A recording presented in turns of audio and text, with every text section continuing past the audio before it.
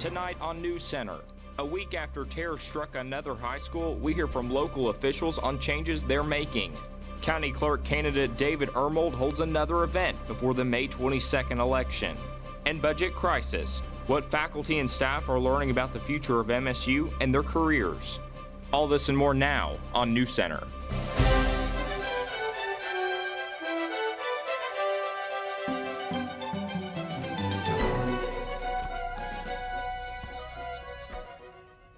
Thanks for joining us. I'm Bailey Kellum. And I'm Drew Spangler.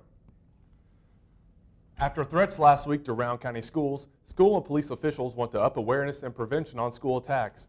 I spoke with Rowan County Senior High School Principal Ray Ginter and Sheriff Matt Sparks to discuss what they can do. It's all about preparation, and not that you're just by being prepared or you're going to always hit it off, but preparation got to be at the top of that list. And we do that here in this county. And I know a lot of counties are doing that. We have drills with school personnel, teachers, administrators. Sheriff Sparks says he's always looking for new ways to keep the school system safe. The most important thing we can do as law enforcement is, as I said, these schools with resource officers, having those resource officers in those school systems so they build relationships with kids.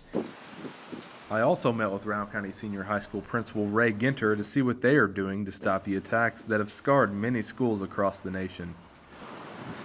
All we can do is react. You know, we're trying very hard to be proactive, but you can be proactive as you want, but somebody will figure something out. With already 18 school shootings in 2018, Ginter believes something has to change. I'm very worried that somebody not only could intentionally but accidentally bring something in. And what could happen, you know, like the one child dropping their bag and shooting the kids, that, you know, accidents will occur. I've always been one of those guys that's been pretty positive, pretty optimistic, so I don't mean to sound like a doomsday type of guy, but I think things are going to get worse in our country before they get better. Reporting for NewsCenter, Drew Spangler.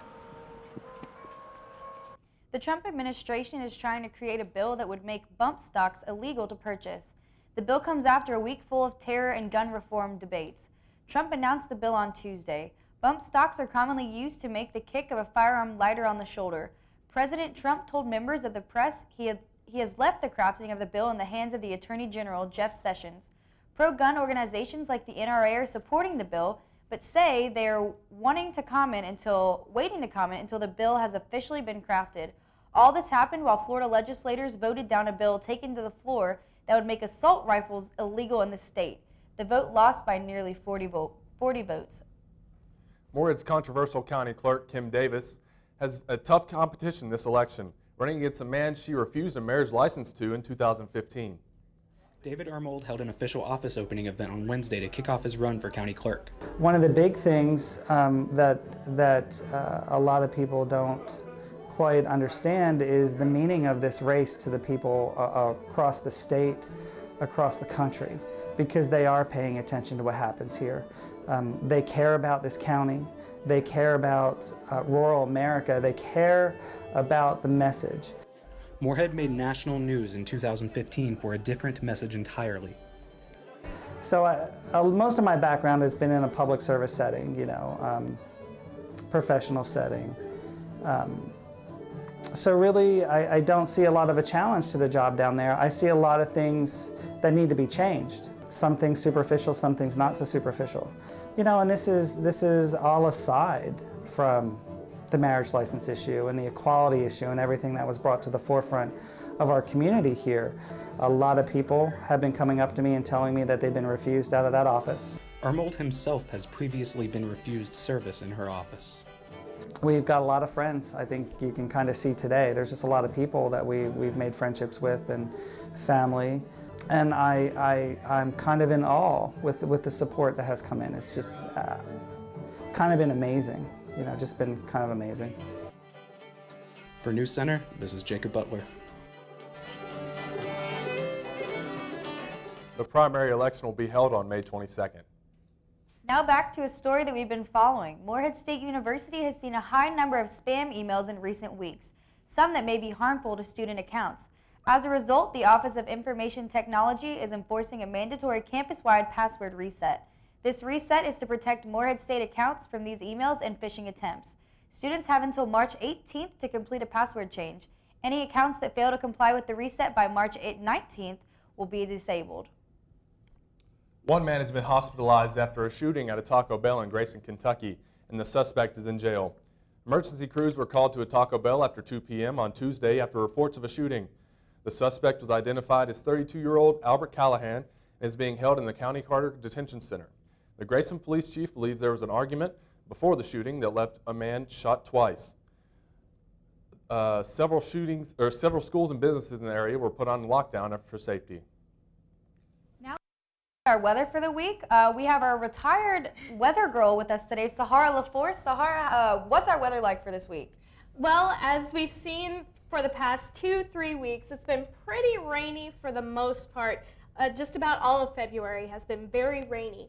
But come this weekend, there's going to be some sunshine going into around Monday, Tuesday of next week. We are unfortunately going to be heading back into the rainy weather, but for a while it's going to be a very nice, comfortable 70, upper 60 degrees. It's going to be very nice outside. Stay tuned. NewsCenter has more after the break.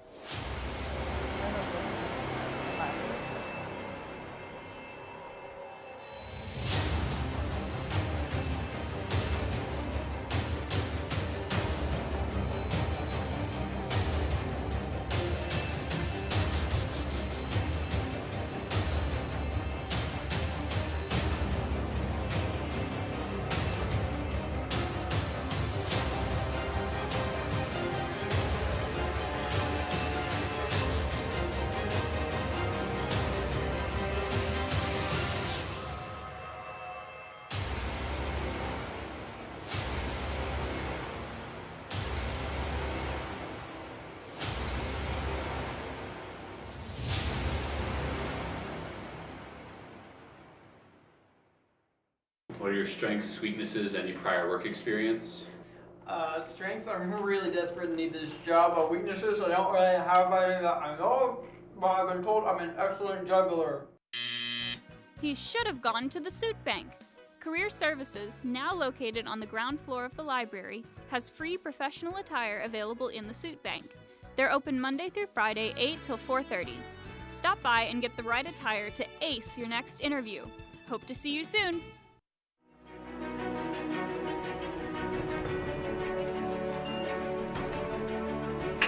Dang it. Got it. I know what to do.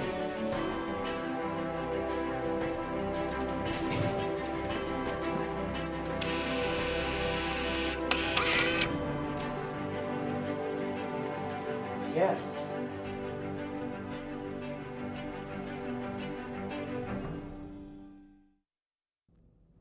Faculty and staff have been on high alert after an email was sent out last week pinpointing a budget crisis the university is entering in. Nick Oliver has been tracking this story all week. Suzanne Talashe knows education.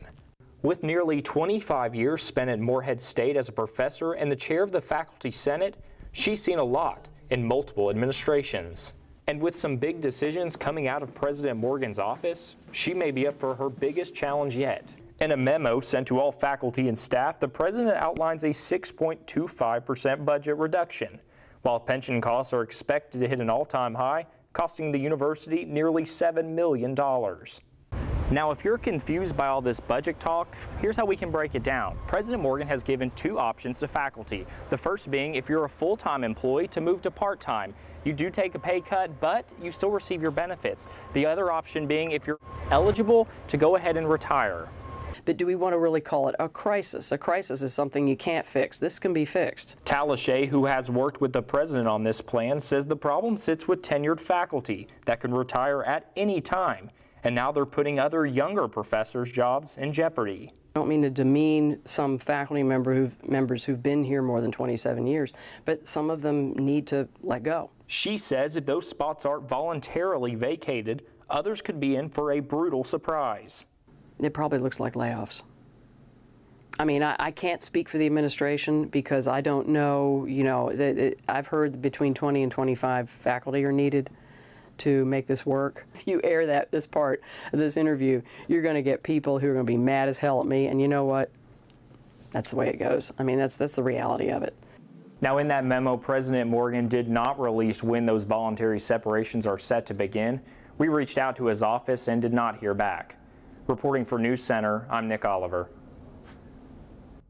Thanks, Nick. We're continuing to track this story and we'll have an update as soon as we learn more. A bus driver for the Rowan County School District passed away last weekend after battling flu-like symptoms. Director James Davenport explains what type of person they lost. The Rowan County School Bus Garage is in mourning this week after the passing of 20-year veteran driver Greg DeRossett. This is just one big family. We pretty well know each other. We work together every day. LX18 reports that DeRossett passed away at his home this last weekend after battling flu-like symptoms. Anything that anybody needed, he was always willing to help, always ready with advice or whatever they needed. He was just always there. DeRossett drove bus 1204 for over 2 decades, transporting several generations of students from home to school and back again. He loved the kids, loved what he did. Well, you have to love it to do it, so. But he was great with them. To meet him was to love him. He just never met anybody that he wasn't a friend with. Always smiling, always happy. He would jump in and do anything. If you needed a driver for something, he was available. Rowan County Transportation Director Jane Davenport says DeRossett was found Monday when a co-worker went to check on him after he didn't come into work that morning. He'll never be forgotten. You just don't forget somebody like Greg. And we're going to actually do a bus lineup. He'll be taken back to Floyd County to be buried. And we're going to have a bus lineup to do the procession with them to the county line. And he would love it. He would be right there saying, "Go girls," you know. For NewsCenter, I'm Nacogdoches Miller. Visitation for Greg DeRossett will be at 10 a.m. to 12 p.m. Saturday, February 24th, 2018 at the North Cut and Son Funeral Home in Moorhead. Reverend Billy Graham, the North Carolina pastor that gave sermons all over the world, passed away on Wednesday morning at the age of 99 years old. Graham was ordained in 1939 and has since gone on to preach to approximately 250 million people in over 185 countries. Graham married his late wife, Ruth McHugh Bell Graham, in 1943. They had 5 children together before her death in 2007. Graham had several high-profile friends, including Martin Luther King Jr., and he wrote the New York Times bestseller memoir, Just As I Am, in 1997. The Reverend retired in 2005, moving to a mountain home in his home state of North Carolina, where he passed away. NCAA has upheld its sanctions against the University of Louisville, and the banner is coming down as a result. The NCAA the University of Louisville must vacate its 2013 men's basketball national championship. This comes after a men's basketball team became wrapped up in a scandal surrounding by the 2013 men's team being bribed to come to the university with strippers and money. Since then, multiple women have came forth involved in the case and the attention brought to the situation. Rick Pitino was fired this past fall following the 4-year-long battle. Stay with us. When we get back, Nate Brown joins us with sports.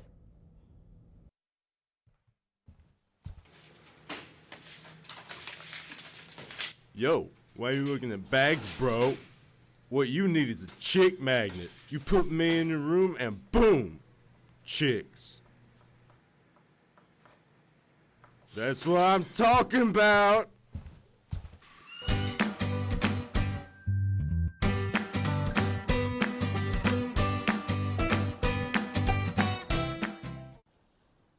It never gets old, huh?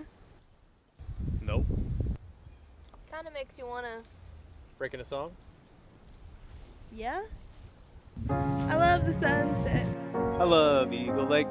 I love the forest. I love when the Eagles play.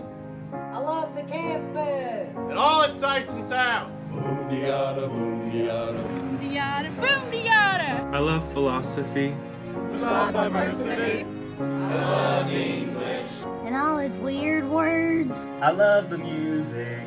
And all its melodies. Boom diada, boom diada, boom diada, boom diada. I love fraternities. I love sororities. I love to draw things. And all the athletes. I love Moorhead. It's such a pretty place.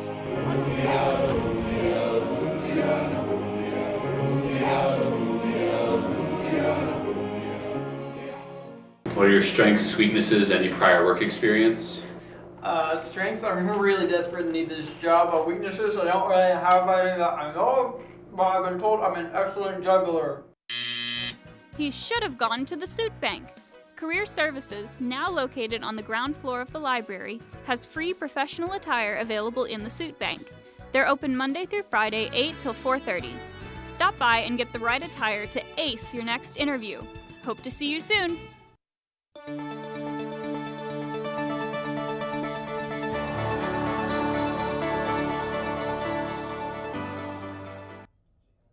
Hello and good evening. I'm Sahara LaForce in Moorhead. This is your weather.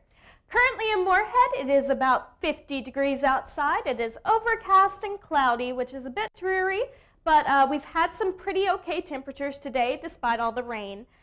Humidity is at 93% and winds are at 3 miles per hour. Not too gusty. It's been pretty okay for the most of the day.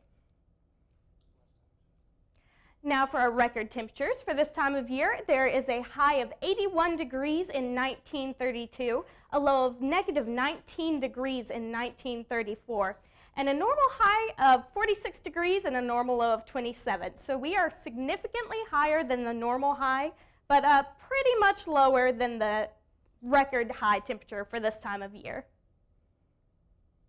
Now for a look at our radar, you will see down coming from the south around Tennessee, there is a little bit of precipitation. We will not be seeing much more of that over the weekend, but it is going to be rainy for the rest of the afternoon going into the evening.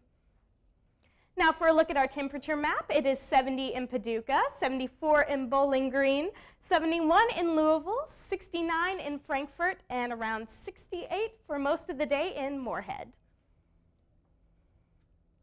Now for a look at tonight's forecast, it is going to be rainy with a low of 47 degrees and a 55% chance of precipitation. Sunset is at 6:20 p.m. You might want to bring a jacket if you are going to be going outside this evening. Now for a look at tomorrow's forecast, it is going to be rainy with a high of 73 degrees. We will be seeing it's going to be starting to get lower and rainy towards the end of the week. For the most part, it is going to feel okay, but we are going to be seeing some rain once again. Now let's take it over to sports.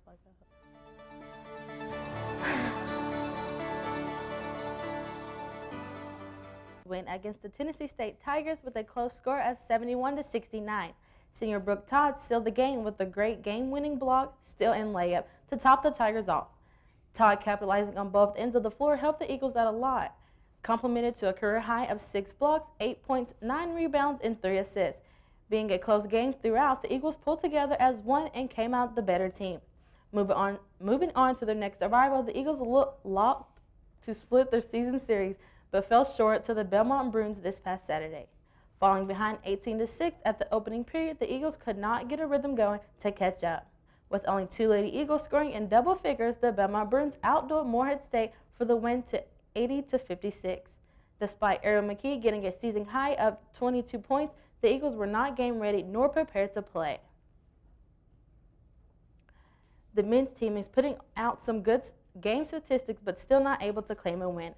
Nailing a season high of 15 three-pointers in a game against the Tennessee State Tigers was yet not enough. Head coach Preston Spalding trying to give some encouraging words, stating, "I think my young group needs to be commended." Although they fought hard to the last buzzer and did not worry about the score, Spalding was still happy with his Eagles' effort. To finish the weekend off, the Eagles dropped a 108-65 contest against the Belmont Bruins. Dylan Willard for the Bruins showed pure talent with 26 points and 14 rebounds by the half. The Eagles could not stop him, even having multiple players guarding him. With the Eagles still on a losing streak and 2 regular season games left, they did not get enough wins in the season to be handed an invitation to the OVC Championship. tournament starting this upcoming week. Morehead baseball, getting to the swing of things of their 2018 season opener, started off decent into the Swig and Swan College Classic this past weekend. Came up short in day one to a late inning scoring flurry by the UMass Lowell Riverhawks. Although the Eagles had a 4-0 lead in the third inning and a back-and-forth battle in the middle innings, they could not get a jump ahead to finish out the game. Pitching tremendously, the Eagles pitchers combined in 24 strikeouts, walked only 5, and surrendered just 10 hits to beat Ball State in the start of day 2. Eagles softball is starting the 2018 season opener with a 3-0 winning streak in the Campbell Stampede tournament in Bowens Creek, North Carolina last week, claiming 2 victories on the opening day. The Eagles had a dominant pitching performance by Chelsea McManaway against the Bucknell Bisons and a great offensive slaughter against the Northern Kentucky Norse. We showed good offensive efficiency today and drove the ball well, words from Coach David Williams. Defense was pretty solid behind the pitchers and backed each other up to feed off those excellent outings. As you see, he was overall pleased with his team's effort and said to have 2 all-around quality team wins, felt the Eagles were prepared for day 2. Being undefeated with their second win over the Bucknell Bisons came to the last game, the Eagles fell short 8-0 to James Madison to end the weekend. Morehead State bowling team is being recognized nationally and is now traveling the country to compete and meet other collegiate teams and athletes. Currently, they are ranked 16th for the season and is looking forward to more tournaments. As of now, they play up to 13 tournaments a year, including postseason games, and hopes to add more as the program develops. Throughout the year, the team has hosted fundraisers such as steak dinners, t-shirt sales, and more to fund their traveling expenses. Head coach Eric Spurlock says it takes many hours of practice as a team and individually to become as good as they are today. Team members say it is experiencing, fun, and exciting to travel and meet other players. This upcoming weekend, the bowling team is headed to the Hoosier Classic in Indianapolis, Indiana to further their success.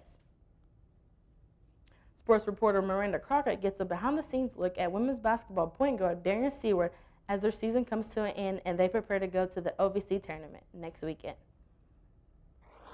My name is Darian Seward. I am from Columbus, Ohio. I'm a point guard and this is my junior year.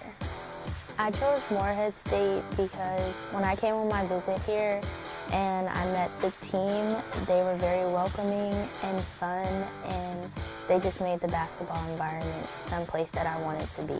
Team chemistry is really important as far as being on the court and knowing that your teammates have your back and you have your teammates' back, and just trusting each other out there on the court, whether it's practice or in the games, just knowing that they always have your back.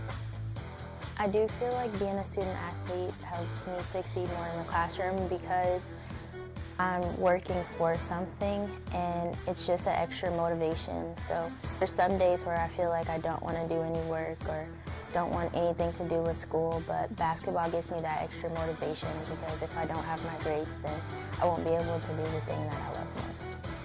My main focus on game days is being better than what I was the game before and making my teammates better this game than what I did in the previous game. Winter Olympics beginning to wrap up, USA is not making history like they wanted to. With 17 total medals, the athletes have not seen the medal counts they have expected. Needless to say, the Winter Olympics have not been their stronghold. Team USA has not seen these few medals since the 1998 Winter Games. USA sits in 5th place with Norway demolishing all competition with 12 gold medals and 33 total medals. Germany sits a good distance away with 11 gold and 23 medals total. Team USA Lindsey Vonn, a downhill skier, was met with poor performances and more injuries. She has not won medals like the entire nation thought she would on Wednesday. Vonn told reporters this will be her last trip to the Games simply because she doesn't know if her body could handle the training anymore. We'll be right back after the break.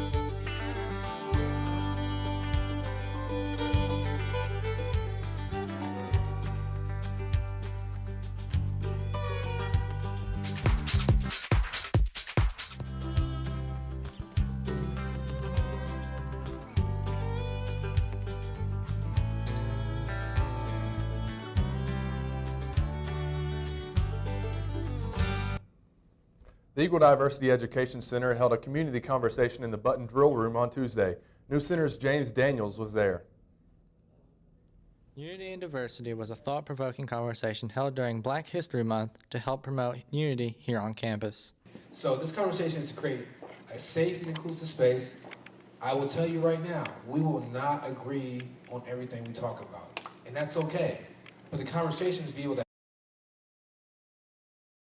I was able to listen to someone who had a diverse, different viewpoint than myself, but I was able to learn from that individual. Would I agree with them 100%? No, but I was able to share my thoughts, they shared their thoughts, and we were able to find some common ground. But take action, and that's what it's all about, unity through the community, and so making sure that we not just only talk about it, but make sure that we leave here with some action items that we may be able to do in the area, on our own personal lives, but then also the areas that we influence. So oftentimes our actions are like skipping a rock. We may treat someone really well, and that action sinks. We no longer see it, but it's creating a ripple effect for other people. So when they engage with someone else who's like, you know what? I ran into a great guy, I'm gonna get his name before it's over. He has a blue shirt on. He opened the door for me and said, hey, how's it going today? That made me feel really good. That's the first time someone spoke to me today. Watch your thoughts, they become your words. Watch your words, they become your actions. Watch your actions, they become habits. Watch your habits, they become character. Watch your character, it becomes your destiny. For NewsCenter, I'm James Daniels. A new type of challenge is coming to campus. Breakout Games EDU is a program run by Century 21st Education Enterprise. According to the enterprise, students will get a hands-on approach to break out of a series of challenges. Say the games consist of a combination of physical and digital puzzles elements that must be solved in a set amount of time. Players of all ages are welcome to join, and they come to campus on March 1st at 311 Ginger Hall. They will kick off the event at 11 a.m. McDonald's has made the decision to stop using plastic foam cups. The cups have been seen as an environmental problem as it creates issues for McDonald's. They plan to use recycled and certified sources for all of the fiber-based packaging. They want to make sure they plan in reality by the year 2020, meaning the cups have to go despite many customers enjoying them for keeping their drinks cold. McDonald's made the decision quietly on their website, stating that they want to eliminate all foam packaging by the end of 2018. That's all the news we have for today. See you next week. As always, thanks for watching and good night.